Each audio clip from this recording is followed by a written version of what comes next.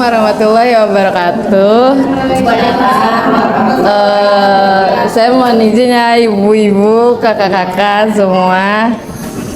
Hari ini saya mau ajak kita ngobrol tentang satu pertanyaan yang sering kita dengar tapi kadang nggak kita pikir dalam-dalam, yaitu apakah kita sudah merdeka? Belum. Jawabannya udah atau belum? Belum merdeka. Kenapa belum? Ya ini kaya merdeka. Ya kalau bicara sejarah jelas kita udah merdeka sejak 17 Agustus 1945.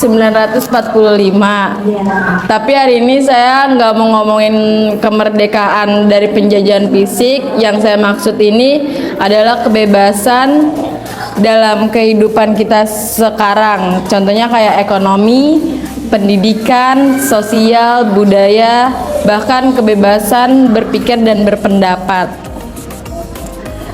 Faktanya masih banyak orang yang bekerja dari pagi sampai malam, bahkan ada yang punya 2 kerjaan, tapi penghasilannya masih pas-pasan. Makanya belum merdeka. Iya. Harga kebutuhan pokok juga semakin naik, biaya hidup tinggi, ya kan? Dan lapangan kerja juga terbatas. Apalagi ada jurang besar antara kaya dan yang miskin. Orang yang kaya makin kaya, yang miskin makin susah. Nah, kalau kondisinya masih seperti ini, apakah bisa kita bilang udah merdeka? Ya, saya rasa juga belum sepenuhnya. Karena merdeka itu artinya semua orang punya kesempatan yang sama untuk hidup layak. Sekarang kita pindah ke pendidikan. Memang sekarang banyak sekolah yang lebih mudah diakses, ada program grafis dan teknologi membuat belajar jadi lebih mudah. Tapi apakah kualitas pendidikan sama di semua tempat? Di kota besar fasilitas sekolah lengkap, guru banyak, buku tersedia, tapi daerah terpencil kayak di Papua itu tempat sekolah aja susah. Masih ada guru juga yang kekurangan, fasilitas seadanya, bahkan akses internet juga sulit. Kalau gitu bagaimana anak-anak di daerah bisa punya kesempatan yang sama di anak-anak yang di kota?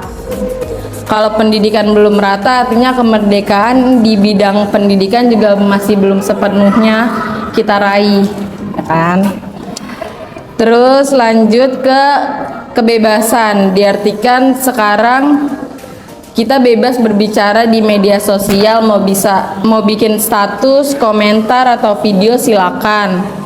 Tapi kenyataannya kebebasan ini terkadang membuat orang juga takut salah ngomong, takut diserang atau dibully kalau pendapatnya nggak populer. Belum lagi maraknya hoax dan kebencian yang membuat suasana tidak sehat.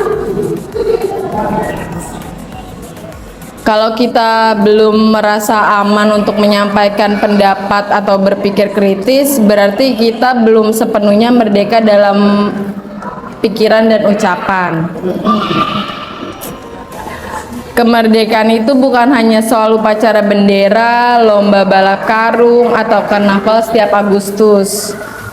Kemerdekaan itu penting memastikan semua orang hidup lebih layak lagi, bebas dari kemiskinan, bebas dari kebencian, bebas dari rasa takut, dan bebas dari kebencian lagi. Kebencian. Jadi kalau ditanya apakah kita sudah merdeka, jawabannya belum sepenuhnya, ya kan? Kita udah mulai melewati langkah-langkah besar dari masa lalu, tapi perjalanan menuju kemerdekaan yang utuh itu masih panjang.